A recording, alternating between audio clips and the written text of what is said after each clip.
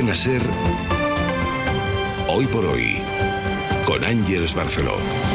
Son las 8:30 de la mañana, las 7:30 en Canarias. Tiempo para el análisis, tiempo para el abiertos esta semana de reencuentro, al menos con los analistas por mi parte, algunos de ellos los hemos seguido escuchando en algunas semanas del verano, pero hoy coincido ya aquí en el estudio con Estefanía Molina. ¿Qué tal, Estefanía? Buenos días. A ver, vuelve a repetir el buenos días. Muy buenos días, Ángeles. Ignasi Guardans, ¿qué tal? Muy buenos días. Buenos días. ¿Todo bien el verano? Todo bien, pero en verano no sabía de estar Ángeles escuchando. Esa es siempre una sensación. ¿Tú te crees que yo no estoy escuchando? Estar Ángeles escuchando. Yo siempre estoy escuchando. El ojo que todo lo ve y todo lo oye. Y en Radio Sevilla, Javier Aroca, ¿qué tal? Muy buenos días. Hola, buenos días. ¿Qué tal el verano? Está bien. ¿Está bien? No está mal. Vale. No tengo Lamborghini, pero bueno. Bueno, más transporte público y menos Lamborghini. Hay que conformarse con lo que hay. Mira, como ayer fue día de comparecencias, ayer sí que parece que arrancó de golpe el curso político. Hubo dos comparecencias del presidente del gobierno, una conferencia por la mañana y después por la tarde explicó los cambios en el gobierno, pero compareció también el ministro de Economía, Carlos Cuerpo, compareció también en el Senado la ministra de Hacienda. Bueno, todo estuvo muy centrado. Hubo una parte de la financiación singular para Cataluña de la que hablaremos después, pero todo estuvo muy centrado también en el nombramiento que conocimos ayer del nuevo gobernador del Banco de España, el todavía ministro José Luis Escrivá. Pedro Sánchez dijo que era el mejor candidato, el perfil adecuado, el más preparado. Lo mismo defendió la persona idónea, llegó a decir Carlos Cuerpo, el ministro de Economía, en el Congreso y después aquí en la SER, en Hora 25. Se encontró en el Congreso con las críticas previsibles del Partido Popular, que insiste en algo que ya decía antes de que nos fuéramos de vacaciones y que el gobierno está utilizando palabras como asaltar o colonizar, que el gobierno está asaltando y colonizando las instituciones, en este caso el Banco de España. Pero yo me quiero detener un momento en una de las críticas que escuchamos ayer, fue la del senador Jaime de Olano, senador del Partido Popular, que llegó a utilizar un término que ya habíamos escuchado en el debate político, porque lo había utilizado Albert Rivera de Ciudadanos. Él dice que el Partido Socialista es una banda. Se lo voy a decir muy claramente. Son ustedes una banda, señor Cuerpo. Sí, una banda, señor Cuerpo. Una banda peligrosa para el bolsillo de los españoles, una banda peligrosa para la ética pública, una banda peligrosa para las instituciones y su independencia y una banda peligrosa, en consecuencia, para la democracia en este país. Sí, son ustedes la banda de Sánchez y son ustedes muy peligrosos. La banda de Sánchez, una banda peligrosa. Yo decía antes, Estefanía, que tenía la sensación que ayer habíamos recuperado ya toda la normalidad y la normalidad incluye también el modelo de hacer oposición del Partido Popular, que no ha habido reflexión durante el verano y sigue siendo el mismo. Sí, exactamente, incluso elevando el tono, porque yo me acuerdo que esto, como tú decías, era una frase típica de Albert Rivera en un momento en que estaba intentando competir con el auge de Vox, es decir, aquella época en que Ciudadanos, el PP y Vox estaban alrededor de los mantras de la ultraderecha. Primero de todo, enhorabuena, el Partido Popular ha descubierto que hay un ministro de Economía, Carlos Cuerpo, al que nunca le hacen preguntas. ¿Por qué será? Porque se ha estabilizado la situación en España. Y luego, sobre la estrategia de oposición, vemos este tono duro, pero yo también me quería centrar en otra pata de la estrategia de oposición que ya es flagrante. Creo que el PP, en este nuevo curso, ha cambiado el discurso. Esa amnistía que venía a liquidar España, que era terrible y acabaría con todos nosotros y dejaría limpia la faz de la tierra, eso ha pasado de moda, ya no es discurso, y ahora el nuevo mantra es que es peor el presunto cupo catalán, que yo he sostenido que no va a haber ningún concierto, y lo ha dicho hasta el propio gobierno, porque toca el bolsillo de los españoles. Este ya es el primer cambio. ¿Por qué ya no se va a hablar de la amnistía? Por lo obvio, porque hay un presidente de la Generalitat que se llama Salvador Illa. Entonces, los resultados son tangibles y evidentes. Y luego también creo que la estrategia de oposición va a ir por la línea de intentar separar al PNV y a Junts del bloque de gobierno. Creo que el PP se ha dado cuenta de que, pese a ganar las elecciones al PSOE, la fortaleza del PSOE, de esa banda que ellos dicen, es que tiene muchos socios que no tiene el PP por la existencia de Vox y también por el conflicto catalán abierto que ellos contribuyeron a animar. Entonces veo, y ya llevamos varias semanas, cómo se enfrentan al PNV diciéndole, fíjese, usted apoya a este gobierno, ¿no?, que también está apoyado por Podemos, dudando de su compromiso con la democracia en Venezuela, algo que al PNV no le ha sentado nada bien, y luego también intentando bastante acercarse a Junts. Fue muy curioso que el portavoz González Pons, pese al show que montó Puigdemont troleando a todo el mundo en España, dijo que ellos podían seguir hablando con cualquiera.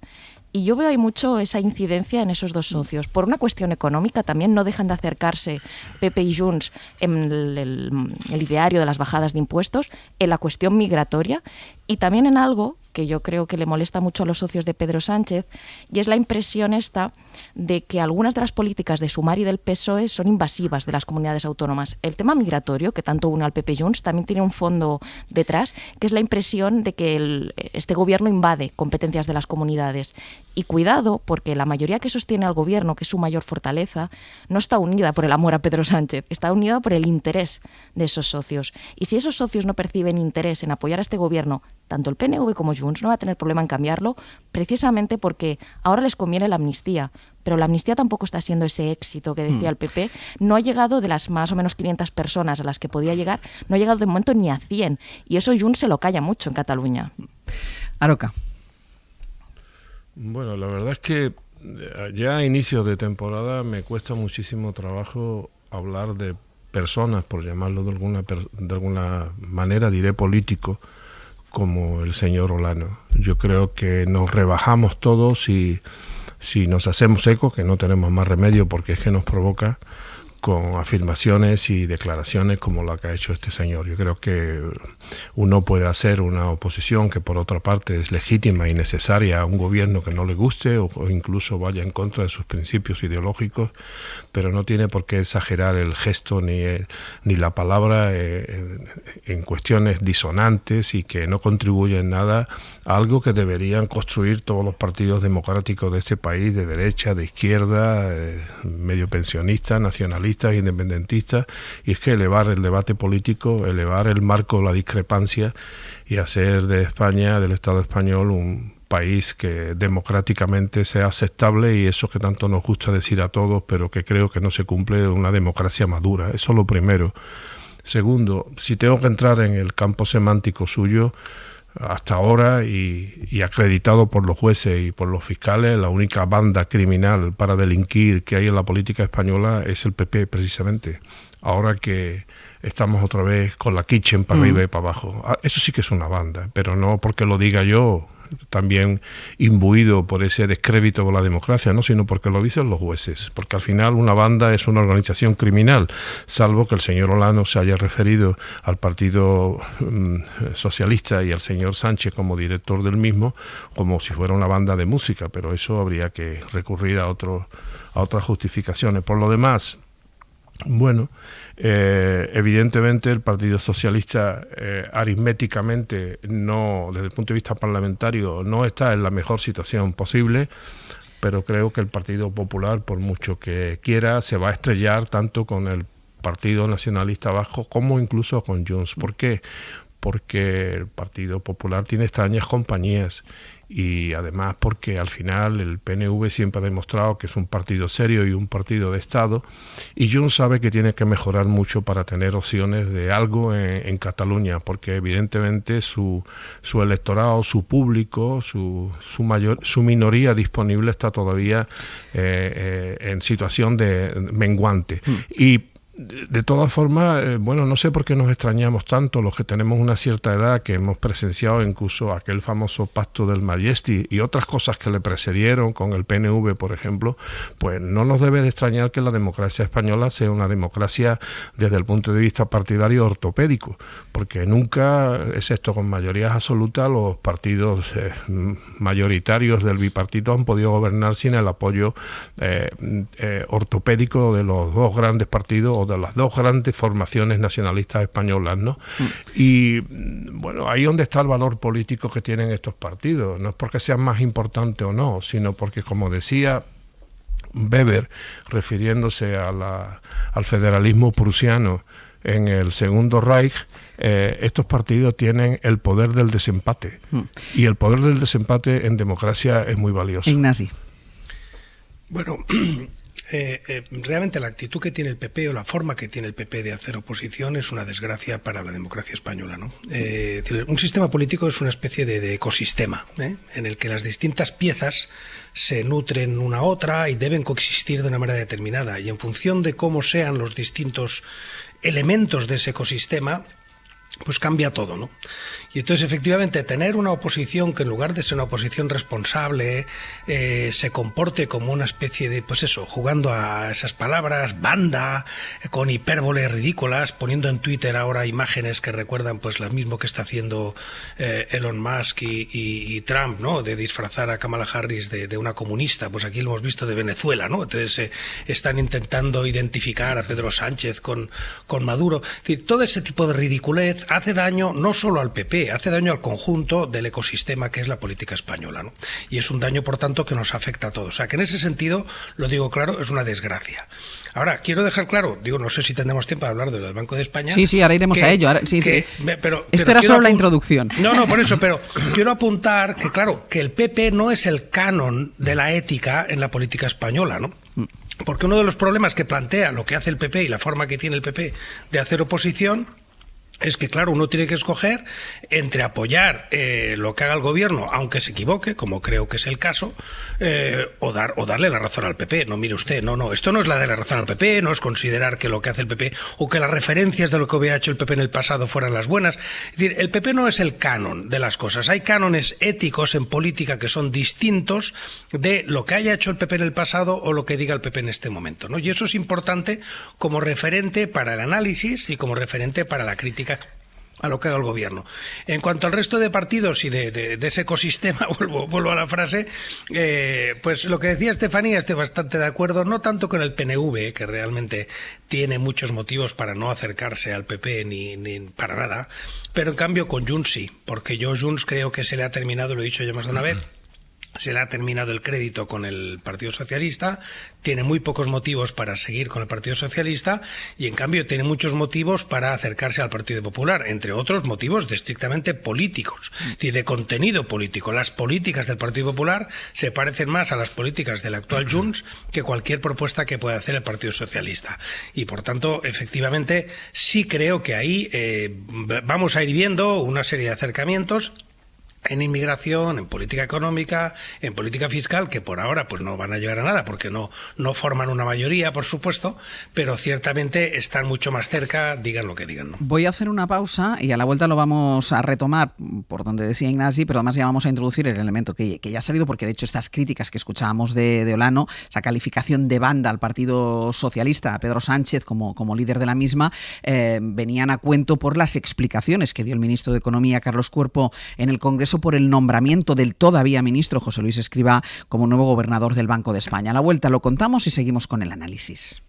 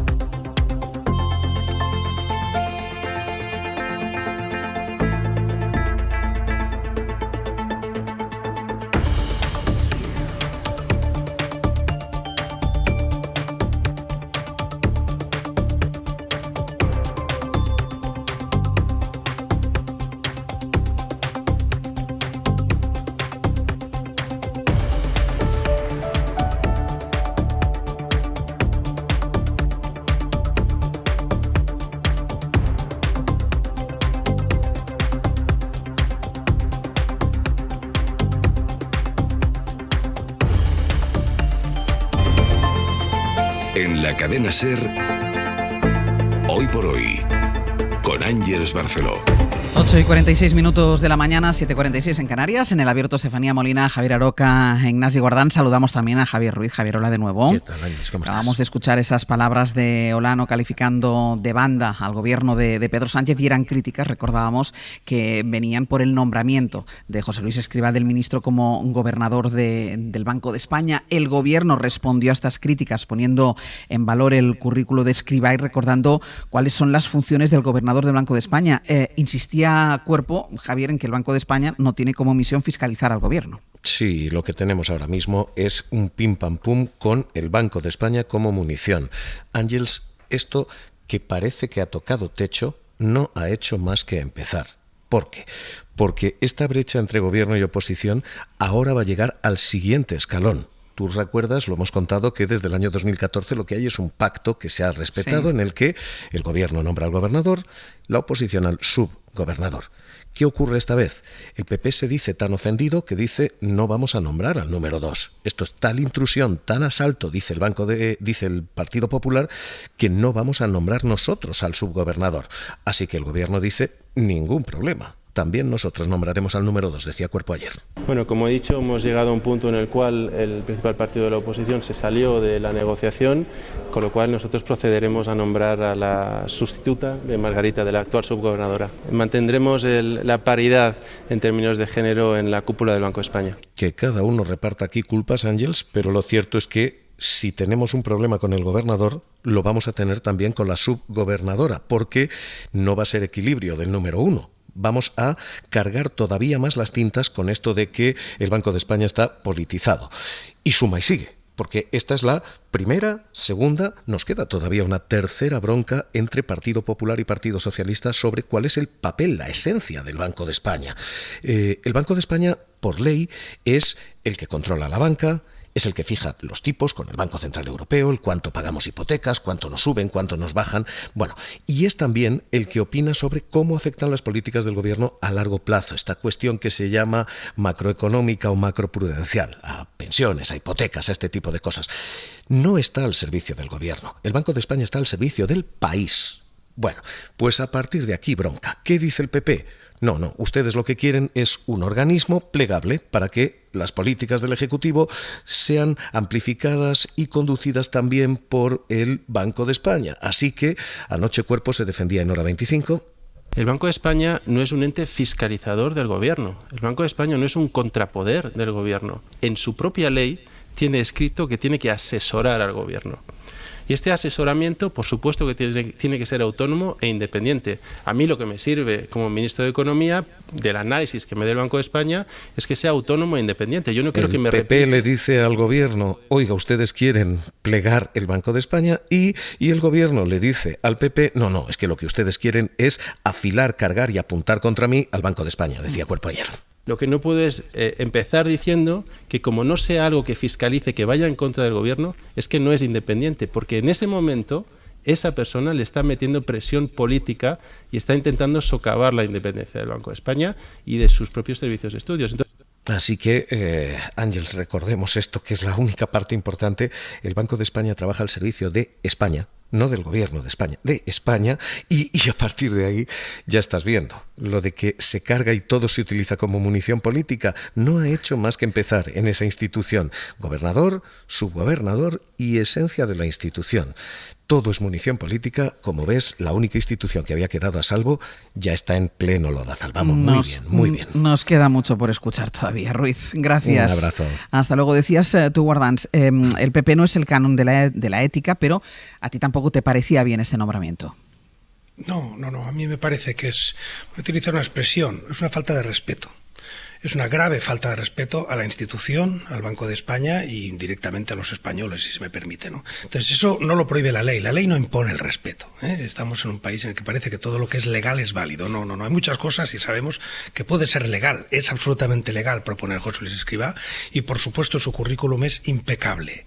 Pero lo que se ha hecho, pasar del Consejo de Ministros al Banco de España de esta manera, es una falta de respeto grave que daña la credibilidad de la institución.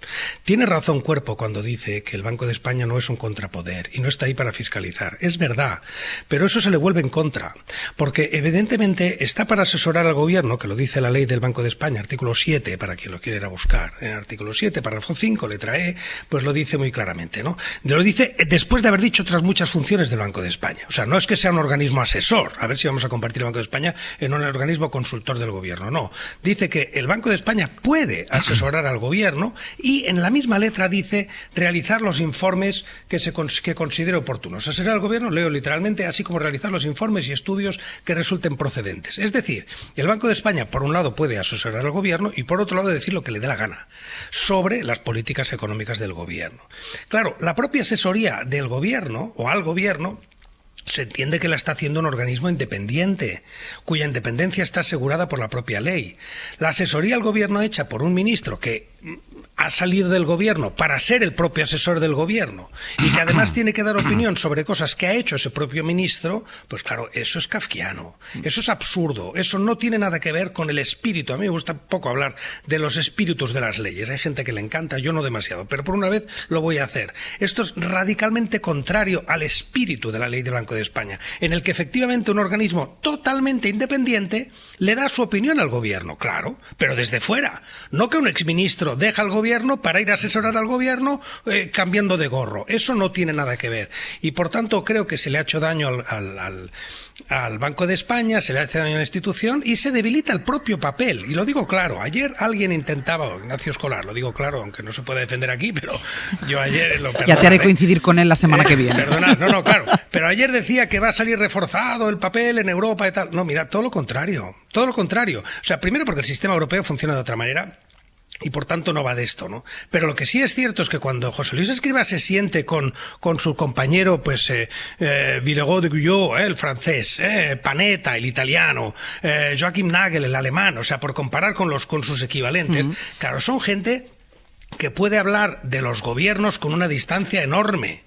En cambio, José Luis Escrivá es alguien que estaba sentado en el Consejo de la Unión Europea hasta hace 4 días. Vamos, hasta antes de ayer formaba parte del Consejo de la Unión Europea y hoy forma parte del sistema del Banco Central. Y por tanto, evidentemente, su voz es más débil. Claro que es más débil. Su voz para dar opiniones es más débil que la que hubiera sido si hubiera estado fuera del gobierno durante un año o 2, o si evidentemente fuera otra persona. Y ya está, y está también ese otro elemento que ya, bueno, no digo que sea secundario, pero lo quiero poner sobre la mesa, que es por qué el gobierno no ha puesto una mujer, porque efectivamente tenía muchas mujeres para hacerlo, eso hubiera dado un cambio no solo de imagen, sino hubiera aportado un elemento importante desde el punto de vista de España. Pero al margen de ese tema, que lo dejo apuntado, efectivamente creo que sí, creo que se ha equivocado el gobierno con esto, independientemente de que después Escrivá, justamente para intentar legitimarse, y lo digo así, pues intente hacer opiniones que parezcan muy críticas con el gobierno a partir de ahora. Estefanía. Bueno, estoy tan de acuerdo con lo que ha dicho Ignasi que voy a hacer de telonera de sus palabras. Vamos a ver, esto no es... Lástima que Aroca va a ir después de la publicidad, porque yo creo que es el único que va a discrepar. Esto no es ético, no es estético y, si me permites, no es ni normal. Se nos pide comprar el argumento de que José Luis Escrivá es una persona preparadísima y eso yo creo que no lo duda nadie. También es una persona preparadísima, una fiscal excelente, Dolores Delgado, y un sociólogo magnífico, José Félix Tezanos. ¿Cuál es el problema? Que son personas que o bien han estado cercanas o en la ejecutiva del PSOE o han sido ministros del Gobierno de España. Y se le pide a los ciudadanos que confíen en su valía profesional, que, repito, nadie duda de que tienen esos méritos acreditados. ¿Cuándo llega el problema? Cuando se pide que haya una confianza ciega en sus decisiones, cuando a la gente no hay que pedirle confianza ciega. La democracia es un sistema de contrapesos y el mayor contrapeso es que esa persona dé apariencia de que no tiene ninguna cercanía, ninguna vinculación y, como ha dicho Ignasi, se va a tener que pronunciar sobre resultados de sus propias leyes, las pensiones y otras tantas. Entonces, si esos informes no son negativos, todo el mundo dirá, claro, los ha hecho favorables porque es lo que él hizo o porque es una forma de apoyar al gobierno. Y entonces solo vamos a dar por válido el informe cuando el informe sea negativo. Si no es negativo, no lo vamos a dar por válido. Entonces, es todo surrealista. Y lo que me preocupa todavía más en este sistema de contrapesos es que salga la ministra Mónica García y diga que es una bellísima persona, una buenísima persona escribá. Es que a mí esto ya me parece lo último. Vamos a ver, no es la cualidad humana del ser humano lo que lo dota para el cargo y más en una institución. Y es más, ¿para qué ha quedado la otra pata del gobierno de coalición, Sumar, o el espectro de la izquierda combativa que venía a fiscalizar al bipartidismo? Para decir que un ministro, que ahora va a ser gobernador del Banco de España, es una buena persona. En verano salió una dupla, creo que eran 2 mujeres, y se generó revuelo en torno a eso, pero mucha gente dijo tenían un currículum bastante potente. Esta decisión no es estética, insisto, no se le puede pedir a la gente confianza ciega. Las instituciones tienen que dar apariencia de neutralidad. Aroca, voy a utilizarte de cebo, porque vas a ir después de la publicidad, pero tú opinas en sentido contrario, ¿no? No lo sé. No lo sabes todavía. No. Pues, vete a la publicidad y que la gente espere con paciencia. En la publicidad. Que volveré con mi Lamborghini corriendo. Venga, para pues daros en la mi opinión. publicidad te lo piensas y a la vuelta seguimos con el análisis, con este polémico nombramiento de José Luis Escrivá como nuevo gobernador del Banco de España. Íñigo.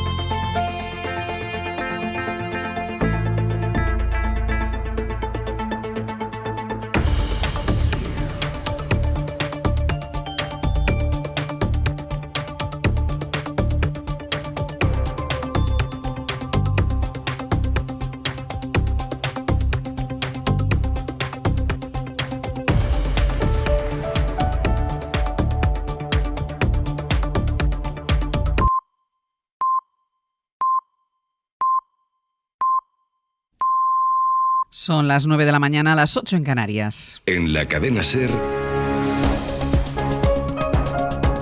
Hoy por Hoy, con Ángeles Barceló.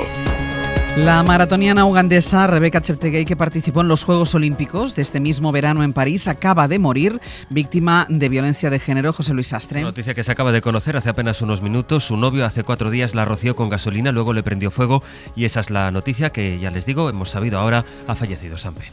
Ha hecho pública la triste noticia hace unos minutos el presidente del Comité Olímpico de Uganda, Donald Rukare, en su cuenta oficial de X. Nos hemos enterado, decía, del triste fallecimiento de nuestra atleta olímpica Rebecca Cheptegei tras un brutal ataque por parte de su novio. Ha posteado, como digo, el máximo dirigente olímpico de su país. Cheptegei, de 33 años, que finalizó en el puesto 44 en esa maratón de París, había ingresado el pasado lunes en un hospital de Kenia con severas quemaduras en el 80% de su cuerpo, después de recibir un ataque de violencia machista en el condado de Trans-Nzoia por parte, como decimos, de su novio, que la había rociado previamente con gasolina para después prenderle fuego. Aquí en España, Salvador Illa está a punto de empezar su comparecencia en el Parlamento. Es la primera desde que accedió a la presidencia de la Generalitat. Comparece para dar cuenta de la composición de su gobierno, pero lo hace en plena polémica por la financiación y después de que Pedro Sánchez dijera ayer, se comprometiera a dar más dinero a todas las comunidades. Vamos al Parlamento. Xavier Abelló, buen día. Hola, buen día. Un Illa que va a pedir al resto de partidos una legislatura con una oposición constructiva y respetuosa para afrontar una transformación de Cataluña. Adelante va a encontrarse con el rechazo de la derecha, mientras que sus socios de investidura, Esquerra y Comunes, quieren lanzar los primeros avisos para que no se desvíe de los acuerdos alcanzados. Los Comunes ya han avisado de que no ayudarán con la anunciada ampliación del aeropuerto del Prat esta semana, mientras Esquerra también quiere dar un toque de atención sobre esta cuestión y sobre, como decías, el pacto de la financiación, que no quieren que se rebaje. En cualquier caso, quieren dejar claro a los republicanos que, a pesar de los posibles acuerdos, su papel en esta legislatura es el de ejercer de oposición. Y en la agenda de este jueves está también la sesión solemne de apertura del año judicial, que va a presidir el Rey este mediodía, y con la nueva presidenta del Consejo y del Supremo, Isabel Perella. Y datos del consumo de música en streaming en España, que crece y que de hecho es lo que sostiene el mercado discográfico. Raquel García. Se confirma la buena marcha del mercado discográfico español. Según los datos que acaba de hacer públicos ProMusicae, casi 250 millones de euros se dedicaron al consumo de música grabada en el primer semestre del año. Es un incremento de más del 16% si lo comparamos con 2023. El consumo en streaming es el que mantiene esa tendencia de crecimiento. Supone más del 88% del total del mercado, sobre todo el streaming de audio, con ingresos que superan los 185 millones de euros. Los vinilos son los que sostienen el mercado físico. Las ventas de enero a junio aumentaron casi un 12% si las comparamos con el año anterior. Y de los deportes, la selección española de fútbol vuelve a competir casi 2 meses después de ganar la Eurocopa esta tarde.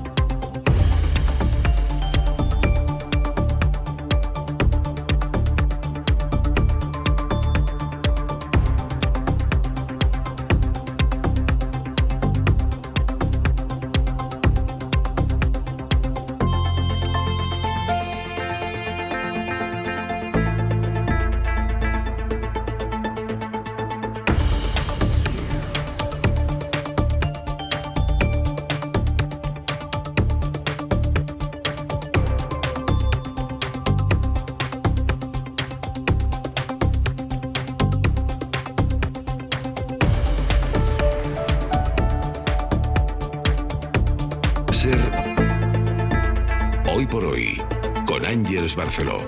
9:06 de la mañana, 8:06 en Canarias. En el abierto, Estefanía Molina, Javier Aroca, Ignasi Guardans y España Aroca expectante por conocer tu análisis sobre el nombramiento de José Luis Escrivá como nuevo gobernador del Banco de España. Yo con que España, esa prosopopeya a la que le damos voz y algunas veces voto, se pronuncie, con que reflexione, ya me doy por satisfecho. Venga. Bueno, en este tono de seriedad y rigurosidad que nos hemos impuesto hoy, voy a leer yo también algunos artículos de la Ley de Autonomía de 1994 del Banco de España. Dice el punto 2 del artículo 7: sin perjuicio del objetivo principal de mantener la estabilidad de precio y del cumplimiento de las funciones que ejercen tanto que miembro del Sistema Europeo de Bancos Centrales en los términos del artículo 105.1 del Tratado, se refiere al Tratado Europeo, el Banco de España apoyará, insisto, el Banco de España apoyará la política económica general del Gobierno. Y luego, en el punto 4 del mismo artículo 7, dice al final: cuando se pronuncie, se refiere al Banco de España, sobre cuestiones que resulten de las funciones del Sistema Europeo de Bancos Centrales, ni el Gobierno, insisto, ni el Gobierno, ni ningún otro órgano nacional, ni ningún otro órgano nacional o comunitario podrán dar instrucciones al Banco de España, ni éste podrá recabarlas o aceptarlas. Yo creo que la ley es suficientemente clara. Cuando el señor Escrivá se vaya a sentar en el Banco Central Europeo, pues resulta que no le será extraño reflexionar y saber que la señora que preside actualmente el Banco Central Europeo ha sido varias veces ministra en la República Francesa. Y reconocerá y saludará precisamente al señor de Guindos, que fue ministro del Partido Popular. Y cuando hable con algunos colegas, pues algunos les recordarán que en su país ha habido ministros que también forman parte de ese board del Banco Central constituido por los gobernadores de los bancos, en este caso de España, los bancos centrales europeos, mimetizado con la Reserva Federal de Estados Unidos. Y si coge un billete y lo ve firmado por Mario Draghi, pues no le sorprenderá que Mario Draghi, que fue presidente o gobernador del Banco Central, después accedió ni más ni menos en un sentido inverso a la presidencia del Consejo de Ministros de Italia. ¿Qué quiero decir con esto?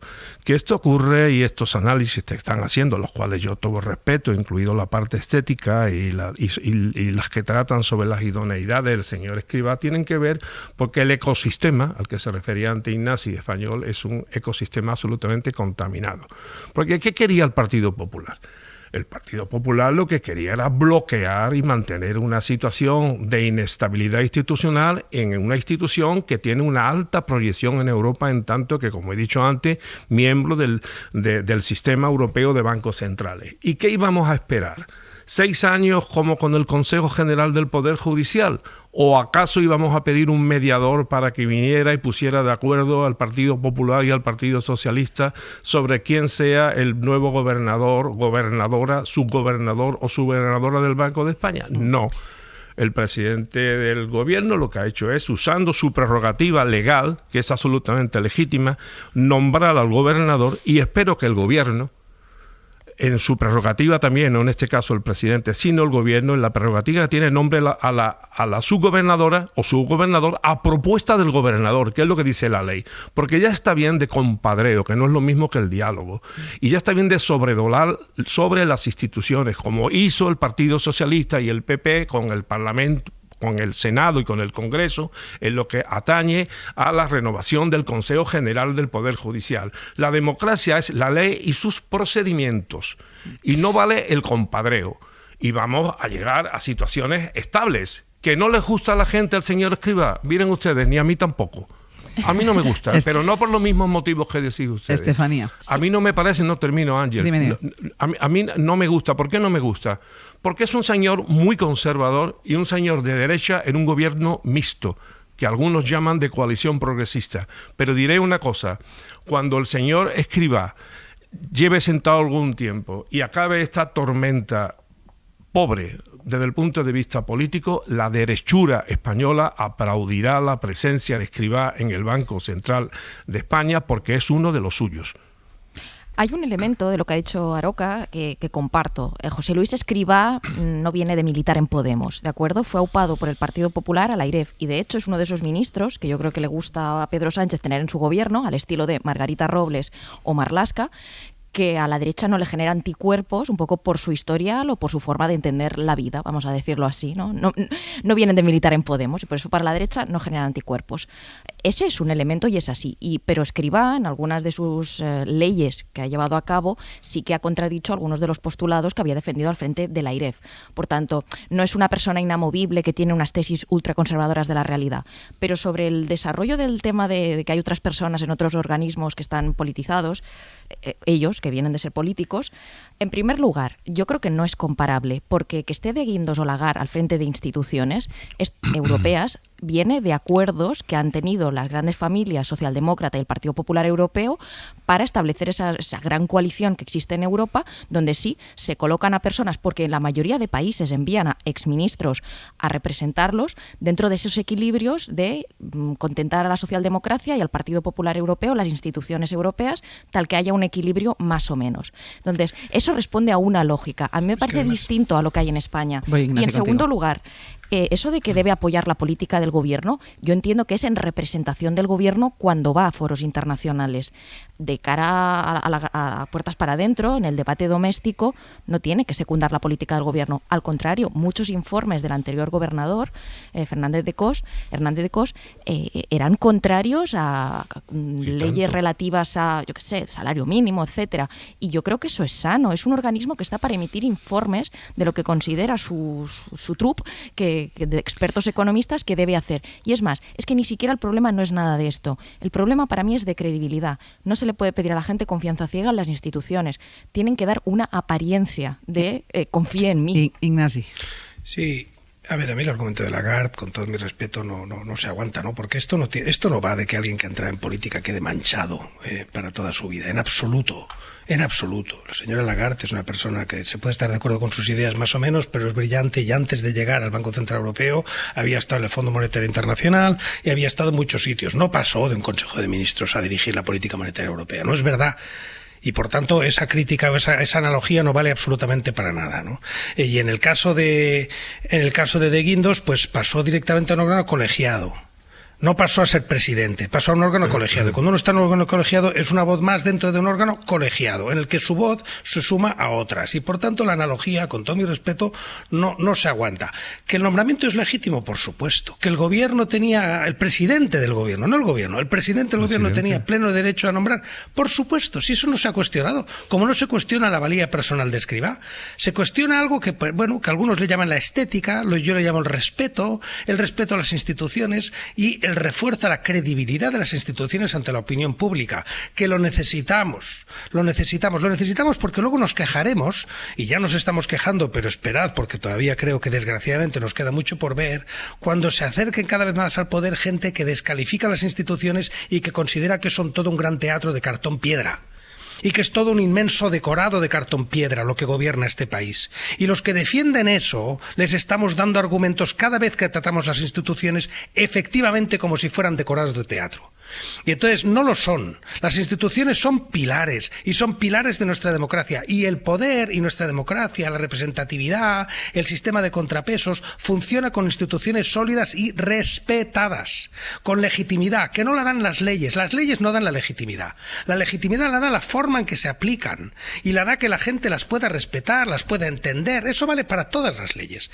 Y cuando no se hace así, y se aplican directamente con su texto literal, es decir, el gobierno puede hacer lo que le dé la gana con el Banco de España. Muy bien, lo puede hacer, pero que tenga mucho cuidado, porque eso se le va a rebotar al quitarle legitimidad social al Banco de España, como ya se le ha quitado al CIS, como está a punto de quitarse, o se le ha quitado a algunos de los magistrados del Constitucional, y se le ha quitado algunos elementos más, se le ha quitado a la Fiscalía General del Estado. Y dice, ¿estaba en su derecho? Sí, pero está haciendo daño a las instituciones, y eso, insisto, se nos volverá en contra. Y se le volverá en contra al propio gobierno. Aroca. No, yo no estoy de acuerdo. Yo no soy tormentoso en que quiero decir que no creo en las tormentas, ¿no? Yo creo que los hechos políticos suceden individualmente y unas veces están conectados y otras veces no. Si no te gusta si no te gusta, no me gusta. Una cosa es la ciencia en general y otra cosa, la ciencia política tiene unas connotaciones subjetivas y humanas muy directas. Si no te gusta la analogía de la FARC, te voy a poner otra que a lo mejor te va a gustar más, que es la analogía de un señor que no solamente era ministro, sino príncipe de la economía española, que de pronto pasó al Fondo Monetario Internacional, señor Rato, y que todavía no sabemos por qué ha salido. No lo sabemos todavía. Luego, por tanto, hombre, hay casos y hay casos. Que el gobierno pueda hacer lo que quiera en el Banco de España no es cierto. He leído el artículo 7.4 de la Ley de Autonomía de 1994, por cierto, firmada también por un señor muy conservador, que era Felipe González, y no lo permite.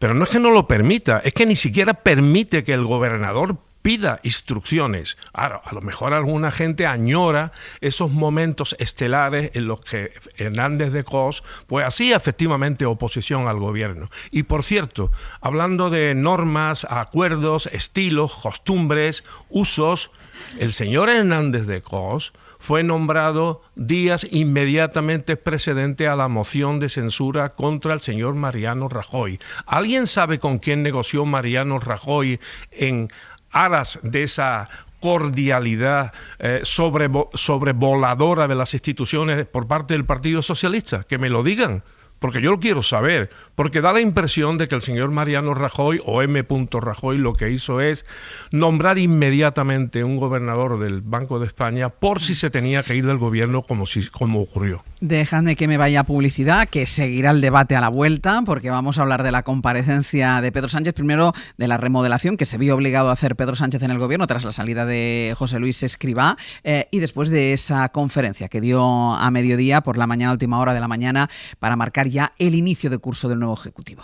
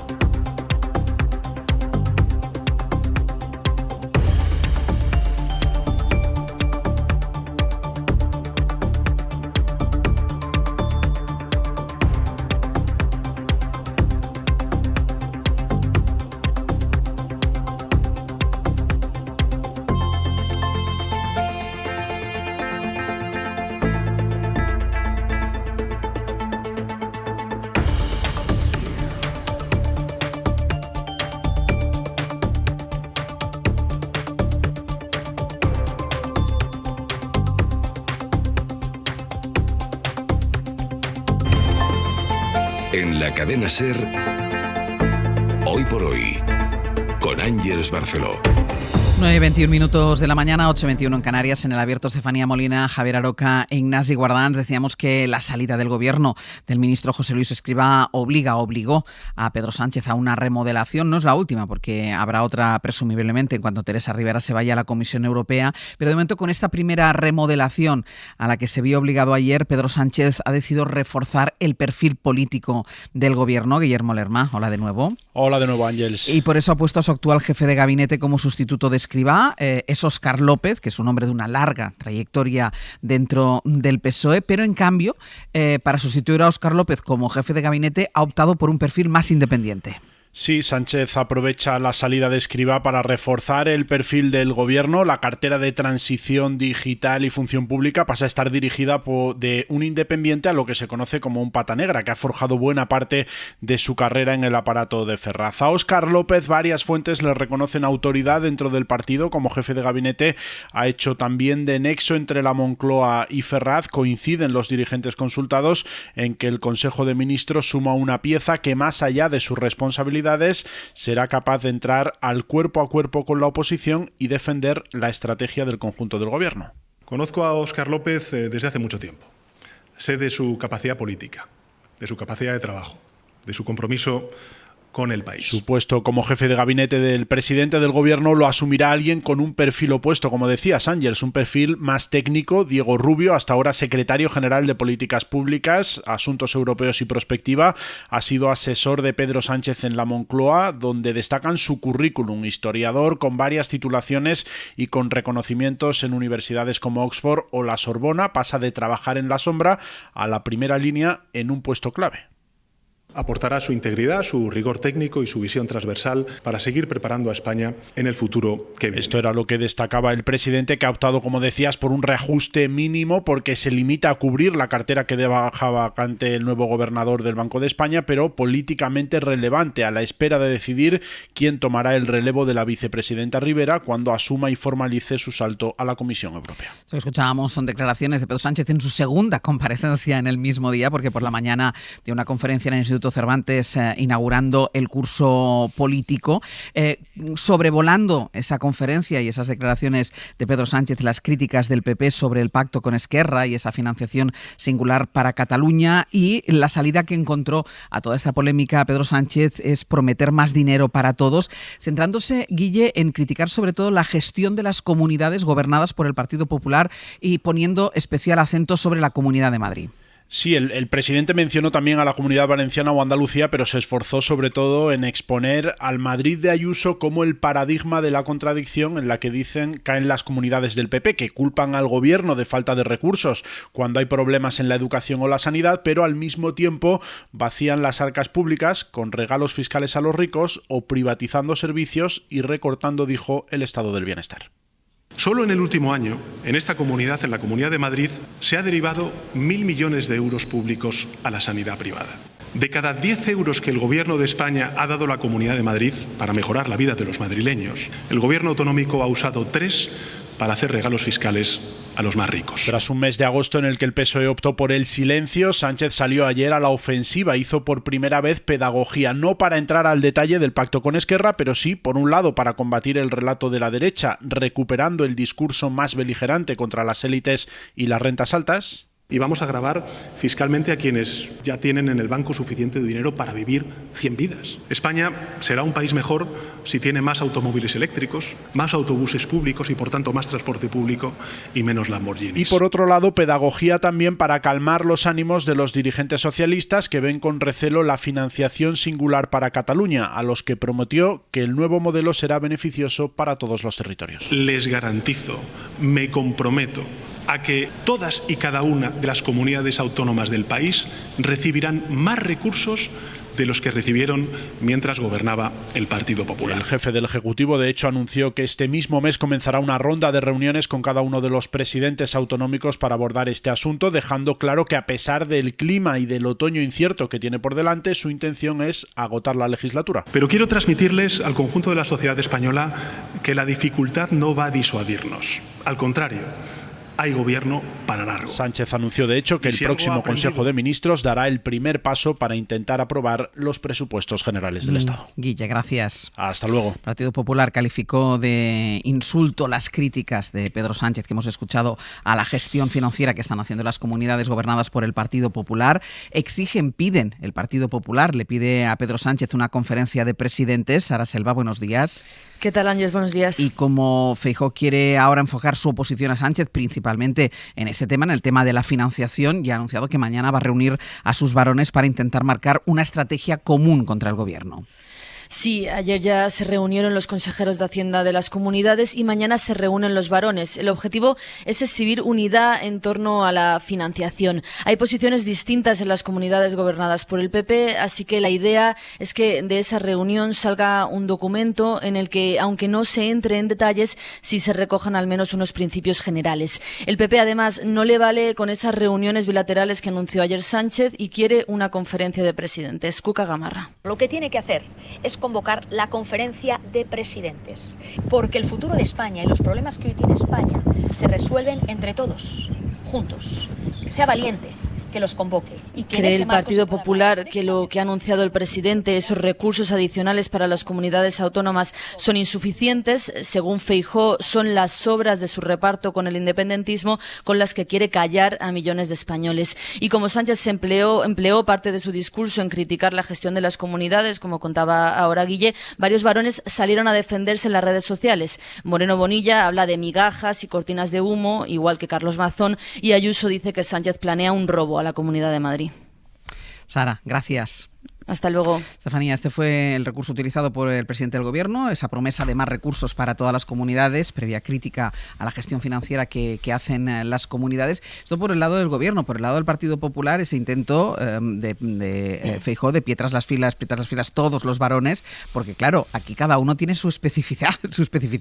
Sí, es un PP reino de taifas, ¿no? Claro. Que cada uno pues tiene su política. Ayuso no importa que confraterna con Vox, otros están en contra de Vox, luego la mayoría pacta con Vox, entonces cada uno hace de su capa un sayo. Pero hay un primer elemento en la derecha que es muy cierto y los independentistas lo han señalado muy bien. Se ponen el grito en el cielo cada vez que se habla de algo singular para Cataluña, pero en cambio esta estrategia que utilizan muchas comunidades, sobre todo las del PP, que tienen las políticas masivas de bajadas de impuestos a rentas bastante elevadas, es yo bajo los impuestos a rentas altas, pero luego Gobierno de España dame más dinero, más financiación, que no tengo cómo financiar mis recursos. Claro, la culpa es del Gobierno, que no me da más dinero, pero yo internamente le estoy bajando los impuestos a las rentas más altas. Esto yo creo que es un primer elemento en este debate de qué es justo y qué no es injusto a nivel de financiación en España. Y luego está la segunda derivada, que yo creo, y es evidente, que no va a haber un concierto económico en Cataluña del estilo Cataluña, comunidad más bienestante, más rica, se va a quedar su dinero, va a tener un régimen especial al estilo del País Vasco. Esto no va a ocurrir. Y yo creo que el Gobierno ha sido claro y lo ha dicho. Es más, la primera rueda de prensa que da la portavoz del nuevo Gobierno de Salvador Illa, del PSC, se le pregunta por activa y por pasiva. ¿Es un cupo? ¿Es un concierto? Y ella dice, lo importante es que haya una financiación. Mi opinión, y lo llevo diciendo varias semanas, es que vamos a un debate general sobre la financiación en España. No creo que el caso de Cataluña vaya a ser muy aislado. ¿Por qué? Porque los números no dan en el Congreso. En el Congreso, para que haya una reforma del reparto, tiene que haber una mayoría y hay comunidades que han dicho que no, partidos que han dicho que no, los que están dentro de Compromís, Junta Aragonesista, de Sumar, Compromís, Junta Aragonesista. Entonces, el reparto yo creo que va a ser según el principio de ordinalidad y de lo que le corresponda a Cataluña. Por tanto, no va a haber un concierto especial. Otra cosa es que acaben recaudando impuestos y que, pues de alguna forma, tengan más capacidad de actuar ellos como agencia tributaria, pero no en términos de reparto. Esto hay que diferenciarlo. Sostengo que esto fue la coartada que Esquerra presentó a sus bases para que le apoyara la investidura de Illa. Es más, es que no hacía falta ni hacer esta coartada. Salvador Illa ganó las elecciones y merecía ser investido porque no había mayoría alternativa. Si luego esto genera frustración en Cataluña, volveremos a lo de siempre. Es que España es irreformable, etcétera, de algo que Esquerra ya sabe que no va a pasar. Aroca. Bueno, lo que ocurrió en la Moncloa y luego fuera de la Moncloa es una auténtica tormenta izquierdista, llamémosla así, ¿no? el señor presidente del gobierno ha salido fuerte y con la voluntad de hacerse fuerte todavía, sobre todo teniendo en cuenta que ha llegado a la conclusión que tiene que intentar acaparar o absorber la mayor parte del electorado progresista de este país a la luz y a la vista de las insuficiencias que tiene a su izquierda, tanto a su izquierda dentro del gobierno como a su izquierda fuera del gobierno, con algunas excepciones territoriales periféricas. Por tanto, es un discurso fuerte desde el punto de vista, bueno, yo he dicho de izquierda, pero yo diría social liberal, que luego hay que ir viendo en el detalle. Yo creo que ha hecho dos cosas que a mí me han llamado la atención, una por positiva y otra por inteligente. Por positiva es decir alto y claro que las comunidades gobernadas por el Partido Popular, que están muy derechizadas desde el punto de vista ideológico, están utilizando la mayoría de los recursos que le llegan. Hay que reconocer que recordar que las comunidades tienen competencias todas en sanidad y en educación, para engordar los bolsillos de las empresas de la sanidad privada y de la educación privada. Se está produciendo una distorsión importante que está afectando de manera muy grave el estado de bienestar. Si alguien no quiere insistir con Madrid, yo no voy a insistir con Madrid porque estoy hasta la coronilla del Madrid político, me refiero, no de los madrileños y madrileñas, pues simplemente me remito a mi propio territorio, a Andalucía, que vengan aquí y vean cómo está dejando el señor Moreno Bonilla la educación, la sanidad pública y cómo se están engordando los bolsillos de las grandes empresas que gestionan los intereses privados y, por cierto, de algún medio de comunicación también privado, con dinero público. Por tanto, eso me parece algo interesante, que la ciudadanía sepa dónde van sus recursos, porque no basta solo con pedir dinero. Sí, mire, usted quiere el dinero, pero ¿para qué? Porque el dinero fundamentalmente tiene que ser para mejorar la condición social de los ciudadanos del Estado, vivan donde vivan, como dice precisamente el Partido Popular. Y el otro aspecto inteligente que me parece a mí, yo no me voy a pronunciar por el sistema de financiación singular propuesto, porque yo tengo la costumbre que me enseñaron mis maestros en la facultad de no pronunciarme antes de algo que no haya leído. Y hasta que yo no lea la propuesta negro sobre blanco en un papel no me voy a pronunciar. Me puedo pronunciar en términos generales, pero en términos concretos no.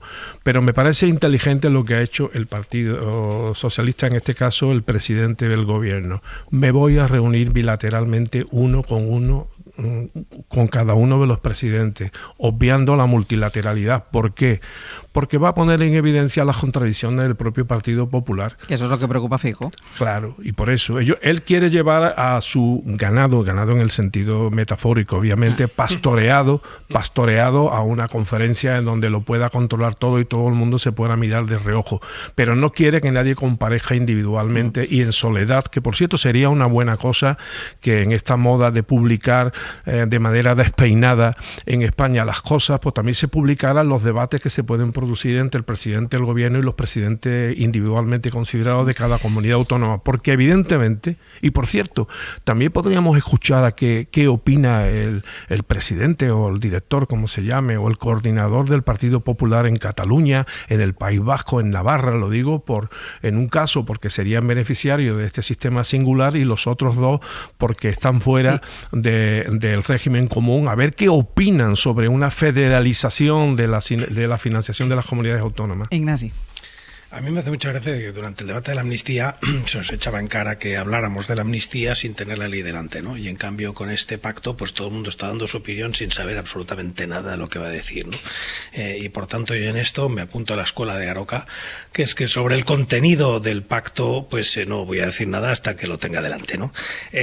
Lo que sí puedo hacer son consideraciones generales, y una tiene que ver con la propia diría idiosincrasia catalana en general, y dentro de la idiosincrasia catalana, la idiosincrasia del nacionalismo catalán y del independentismo catalán, que es que ahí lo simbólico pesa mucho, pesa muchísimo, y pesa a veces tanto, lo romántico, lo simbólico pesa tanto como el contenido, y por tanto este pacto se basa en un concepto de soberanía, y juega a la soberanía, juega a la unilateralidad, juega a ser especial, a ser distinto, a tener una relación bilateral con España, etcétera, ¿no?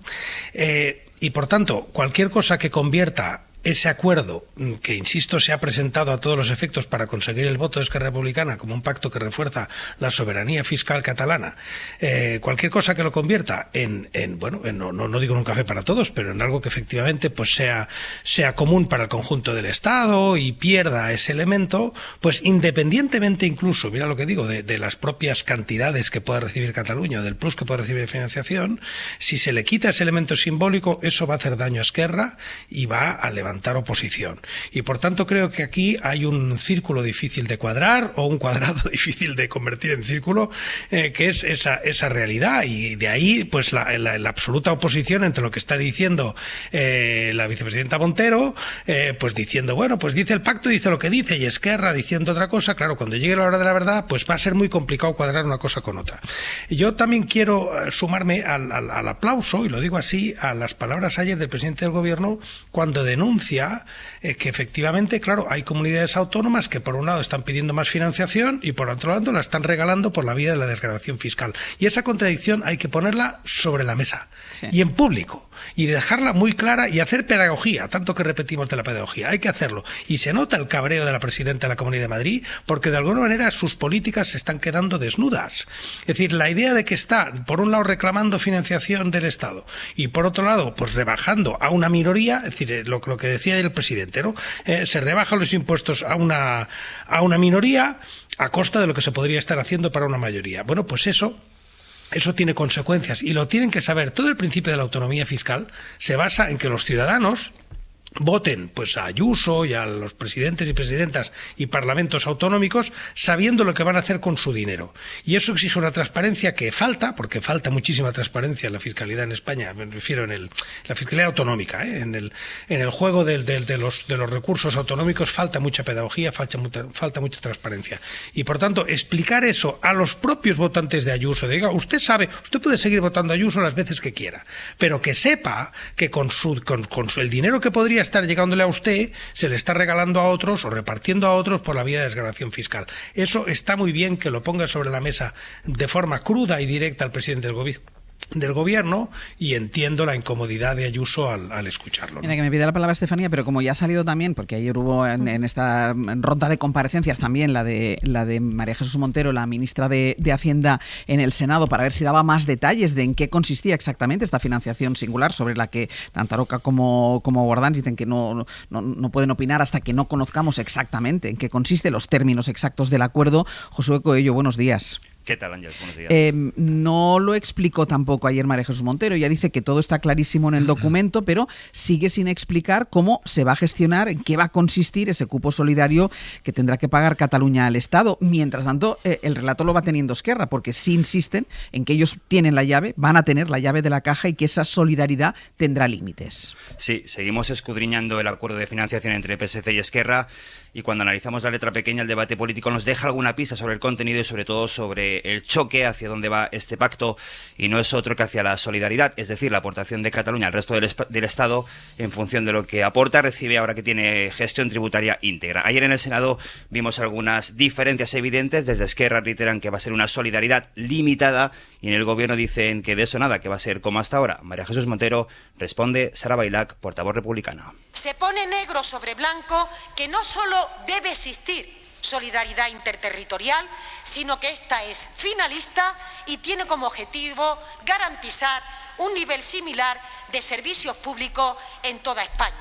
Es decir, exactamente lo mismo que actualmente en materia de solidaridad tenemos en el modelo de financiación autonómica. Será la Agencia Tributaria de Cataluña quien recaudará nuestros impuestos y posteriormente Cataluña aportará una solidaridad limitada. Y si alguien habla de financiación en Cataluña y además amenaza, ahí está Junts para salir también en esta foto. Los postconvergentes aprovecharon el lío para recordar que sus 7 votos son imprescindibles y que si no hay concierto económico, el Gobierno no tendrá esos 7 votos que, por cierto, no se cambian por calimocho. Eduard Pujol. Si esto va de calimocho fiscal, ustedes se están cargando directamente, unilateralmente, el acuerdo de Bruselas. Si se cargan Bruselas, game over. Y preguntamos, Ángels, en el PSOE si preocupan estas amenazas, visto que no se ha explicado mucho este acuerdo. Nos dicen en las filas socialistas que no les preocupan y reiteran las bondades de este pacto, no solamente para Cataluña, también para el resto de comunidades. Josué, gracias. A vosotros. Estefanía, que pedías la palabra. Sí, yo, a diferencia de Ignasi y de Aroca, sí me pronuncio porque lo veo claro. Esto no va a ser un concierto económico al estilo País Vasco. Lo que Esquerra necesitaba, vuelvo, es tener una explicación para apoyar la investidura de Salvador Illa ante sus bases, que quiero recordar que fue muy ajustado. Imagínate si no hubiese sido tan pomposo lo que le vendieron a sus bases. No es incompatible lo que ha dicho Esquerra con que no sea un concierto.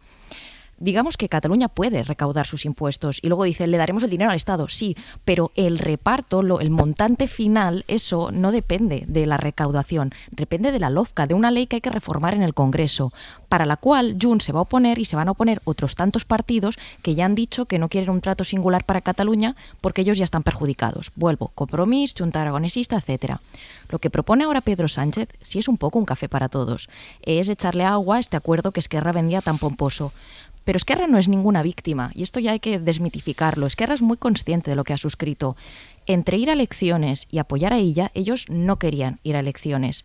Y yo creo que la letra menuda del acuerdo es que Esquerra ha podido conservar muchos cargos intermedios. Dicen, no hay consellers que sean del partido. Vale, pero el llamado sotogoberno ya iremos viendo en qué se concreta, ¿no? Los cargos intermedios de designación política. Y para mí este es el fondo de lo que aquí está ocurriendo. Y luego van a Cataluña y dicen, no, hemos sido pesoizados, que es como dicen los independentistas, que nos ha engañado el PSOE, nos ha robado la cartera. Esto no es cierto. Esquerra estaba muy consciente y ahora sale y se rasga las vestiduras. No, esto no va a ser así y tal. Es que los números no dan en el Congreso, insisto. Y otra cosa es que acaben teniendo una agencia tributaria pues que recauda impuestos, pero al final del día, pues muy bien, lo has hecho tú, no lo ha hecho el Estado. Pero Estefanía, una vez firmado el acuerdo, una vez este acuerdo ha servido para la investidura de Illa, que por cierto está en el Parlamento de Cataluña, el Gobierno, y sobre todo, porque mientras, y hoy hay un artículo de Claudia en El País que habla de esto, mientras el Gobierno no explica claramente, y utilizando las palabras que usaba o Aroca o Guardans, mientras no pone negro sobre blanco el contenido exacto, o sea, de qué estamos hablando, quien sigue ganando su relato sigue siendo Esquerra. Es que, Ángels, para mí lo increíble es que el PSOE esté impasible ante este debate, porque esto es un hueso que a todo el mundo le gusta roer y es muy gustoso. El PP sale y se rasga las vestiduras. Sale a la izquierda del PSOE y dice, qué injusto, no, nosotros sí somos la izquierda de verdad, la izquierda solidaria. Y el PSOE está ahí en algo que se desmonta fácilmente. Yo no sé si tiene que ver con el hecho de darle un poco de oxígeno a Salvador Illa, ¿no? En plan, que este pobre gobierno eche a andar y no vamos a desmontar lo que está ocurriendo, pero yo veo que el PSOE no es consciente del daño que esto le provoca, a no ser que haya llegado a la conclusión que para seguir gobernando ya solo se sustenta sobre Cataluña y Euskadi. Es decir, que el resto de comunidades, el PP y Vox, ya superan el 50%. El 23 de julio, en la mayor parte de comunidades, ya la derecha era mayoritaria, y por tanto este es un gobierno que se orienta a Cataluña y Euskadi porque son sus socios. Y lo demás, pues da igual los debates que se monten.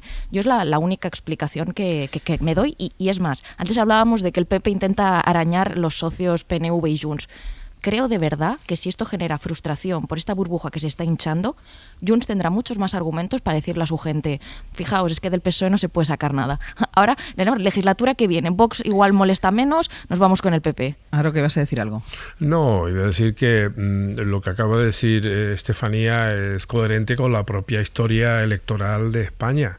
Desde los tiempos de Felipe González, la única anomalía es Andalucía, es decir, el Partido Socialista efectivamente siempre se ha apoyado en Cataluña y en el País Vasco, es que el resto es un páramo socialista, empezando por la meseta y terminando por las proximidades de la meseta. La anomalía es la pérdida de Andalucía.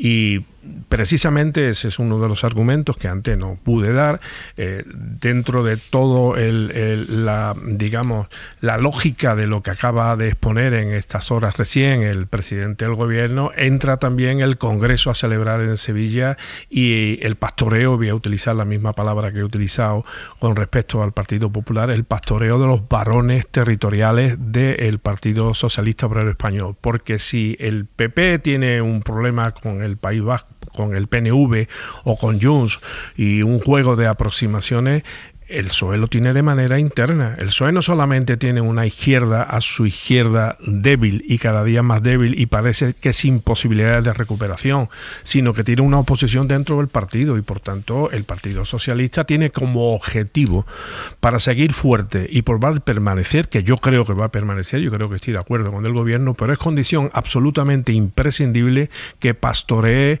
su desmadre territorial, porque tiene evidentemente la oposición dentro del propio partido.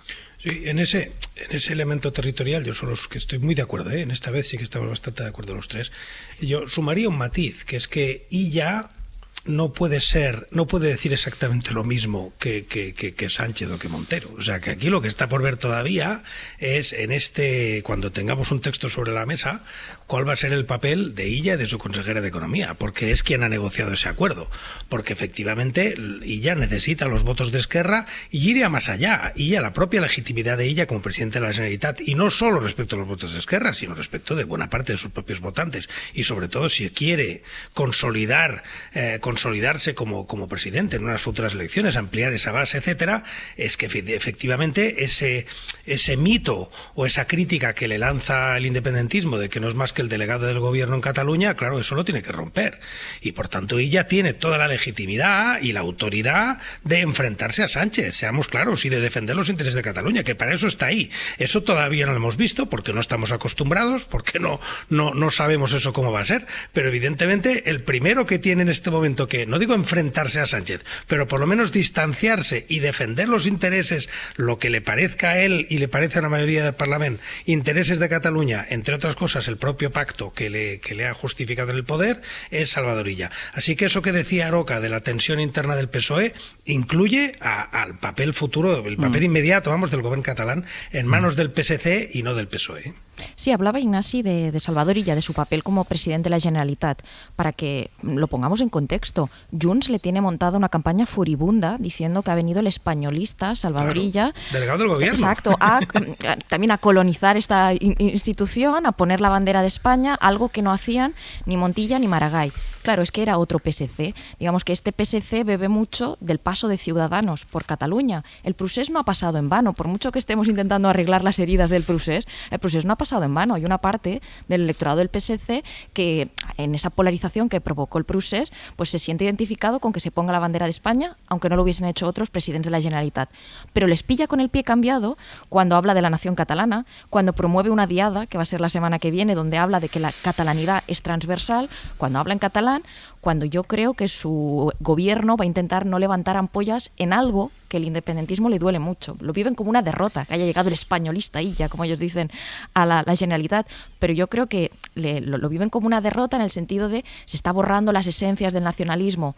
La escuela catalana, el catalán, que tanto le preocupa al independentismo, en los últimos 10 años se ha depauperado el habla en la gente joven y el uso del catalán en la gente joven y no gobernaba el PSC. Entonces, esto de crear un nuevo mito de que viene el españolista Illa, cuando son los propios gobiernos independentistas los que no han favorecido, por lo que sea, por la inmigración, que no impide que la sociedad sea más homogénea, porque no hay recursos, porque no han hecho gestión, Estefanía. Exacto, porque no han hecho gestión. Legitimarse fuera de su base electoral. Llevan 5 años, 6 años, 8 años sin hacer gestión los gobiernos de la Generalitat, sin gestionar. Exactamente. O sea, sorpresa, desbloquea lo del aeropuerto del Prat y dices, bueno, una persona que ha venido a gestionar. Por eso creo que muchos independentistas no lo van a vivir con reticencia. Alguien dirá, alguien gestiona. Claro.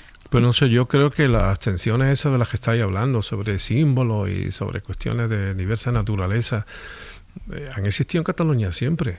El problema es cómo se han gestionado, pero yo de mi larga vida ya lo he visto siempre, incluso en los tiempos de Franco.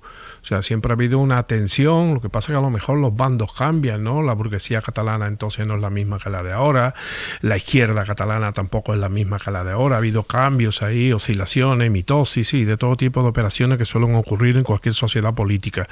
Pero se nos olvida una cosa, lo mismo que repito probablemente con pesadez, que muchas veces para pronunciarse sobre determinadas cuestiones hay que leerse la ley antes o un texto, como en el caso de la financiación.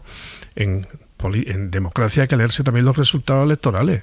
Y es que, como se ha dicho antes, quien ha ganado de manera estrepitosa en las últimas elecciones en Cataluña ha sido el Partido Socialista. Si el independentismo es incapaz de leer que quien gana el independentismo y el nacionalismo español, porque a veces caminan agarraditos de la mano. Si son incapaces de leer cuáles son los resultados, barrio a barrio, comarca a comarca, veguería a veguería en Cataluña, del Partido Socialista, y lo que ha supuesto el Partido Socialista de Cataluña históricamente, por ejemplo, en las mayorías absolutas de la izquierda, es que no han leído nada. Javier, ¿me permite un inciso solo? Muy breve, muy breve. Sí. Buena parte de eso es un efecto reacción, y todos sabemos cómo funcionan los péndulos. O sea, que efectivamente hay una reacción, pero eso durará lo que dure. Pido brevedad porque no quiero terminar el abierto sin ampliar algo que Aroca ha mencionado al principio del análisis, que es la sombra de la trama Kitchen, que persigue al Partido Popular, que se ha colado en el debate político del día, porque Mariano Rajoy, Soraya Sáenz de Santamaría y otros altos cargos de la cúpula del PP en la época de Rajoy van a tener que declarar como testigos por la trama Kitchen. Miguel Ángel Campos, buenos días. Hola, buenos días, Ángel. Y esto es porque la Audiencia Nacional ha admitido la petición de las acusaciones para solicitar información para interrogar a la antigua cúpula del Partido Popular como testigos, aunque eso sí, rechaza saber cuántos fondos reservados se utilizaron para ese espionaje a Bárcenas cuando se investigaba la Caja B del Partido Popular. Sí, la sección cuarta de la audiencia en un auto emitido ayer. Como decías, Mariano Rajoy, Soraya Sáenz de Santamaría, el sucesor de Fernández Díaz en Interior, Juan Ignacio Zoido, María Dolores de Cospedal, Javier Arenas y hasta 2 exsecretarios de Estado de Seguridad van a tener que comparecer como testigos en el juicio por la Kitchen. Y como decías, en la misma resolución, el tribunal desiste de saber cuánto costó realmente este operativo de espionaje a Bárcenas. Ha rechazado una petición de la acusación y de algunas defensas para que Interior cuantifique a cuánto ascendió la operación para destruir las pruebas que tuviera el extesorero del PP sobre la Caja B. ¿Cuántos fondos reservados realmente se gastaron? También ha denegado averiguar quién ingresó dinero periódicamente en la cuenta carcelaria del falso cura que secuestró a la familia de Bárcenas cuando la familia del secuestrador era insolvente. El motivo, según los magistrados, porque estas pruebas debieron practicarse en fase de instrucción por parte del juez García Castellón y ahora ya es tarde, dada la complejidad de las diligencias propuestas. El juez García Castellón limitó el gasto en fondos reservados a los 50.000 euros empleados para sobornar al chofer de Bárcenas. Fuentes de Interior admitieron a la SER en 2019 que el gasto fue muy superior, de varios centenares de miles de euros. El tribunal, Ángels, rechaza averiguar el coste real. ¿Hay fecha para las declaraciones de estos testigos, Campos? No, todavía no hay fecha para el juicio. No sabemos ni siquiera si se va a celebrar el año que viene, porque dice el tribunal que está saturado de causas pendientes y aún no ha fijado esa fecha. Campos, gracias. A ti, buenos días.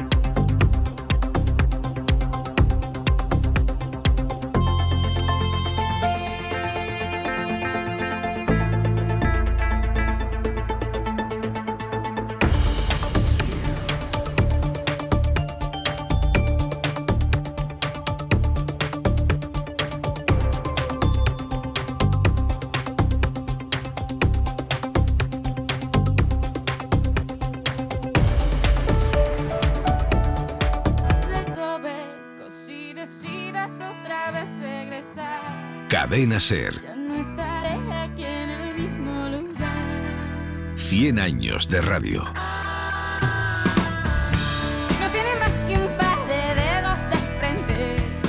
Vamos a ir terminando ya este abierto. Están aquí Ana Usley y Pepe Rubio. Buenos días. ¿Qué tal? Muy buenos días. Para contarnos qué vamos a hacer a partir de ahora. Bueno, pues tenemos el primer Consejo de Ministros con Nuño Domínguez y Jaime García Cantero. Aquí no ha habido remodelación. Aquí no ha habido cambios. No, se quedan los mismos. Se quedan los mismos. Bueno, pues nos van a hablar del verano que nos ha dado Elon Musk, que este sábado lanza una nave en su primer paseo espacial. Nuño Domínguez nos va a hablar de posibles pandemias que pueden salir de las granjas peleteras de China, que creo que habéis hablado esta mañana del tema. Sí. Polémica sobre un nuevo medicamento del Alzheimer aprobado en Estados Unidos y no aprobado en Europa. Es muy caro por lo que se ve, difícil de administrar y bueno, y tampoco parece que sea la panacea. Pues mucho y muy variado los temas que tienen los ministros por delante. ¿Qué más? Y todo lo que te ha contado Pepe, que te ha dado muchísima información, pues yo, nada, cero, lapicero, porque o sea, sigues igual que la temporada pasada. Claro, vaga... incoherente. No, usted no sabe con quién está hablando. Vale. No puedes saber nada de la persona con la que me voy a encontrar. Con la que te vas a encontrar a las 10:30. ¿Y dónde me la voy a encontrar? Vale, mira, hoy te vas a dar un paseo por donde no pasearías en Madrid a lo mejor habitualmente, que es en un barrio así al azar. Hoy te vamos a mandar a Usera. Vale. He ido un par de veces, no he ido mucho a Usera, pero un par de veces he ido a Usera. Bueno, pues tú ahí vas por las calles Amparo Usera y demás y ahí te encontrarás con él. Vale, ¿qué más? Bueno, en La Lengua con Lola Pong inauguramos una nueva mini sección dentro de la sección que es aprender español con alguien. Bueno, pues este alguien esta semana va a ser Shakira. Algún día seré yo. Aprendemos español. Sería interesante lo tuyo. Y Martín Bianchi tiene una carpeta que tiene que llevar al trastero. Verano 2024. Está llena de recortes de bodas, de rupturas, de exclusivas, todo, porque ha habido de todo. Pues nos lo va a contar y ya luego ya la aparca. Y noticiario gastronómico de Ainhoa Aguirre Goiten al dente, con un nuevo potenciador de sabor, un producto que se ha hablado mucho este verano, como las empanadillas y un queso récord. Vale, pues todo esto desde ahora y hasta que terminemos el programa. Estefanía Molina, Javier Aroca, Ignasi Guardans. Hasta la semana que viene. Hasta la semana que viene. Que os vaya muy bien. Adiós. Un beso.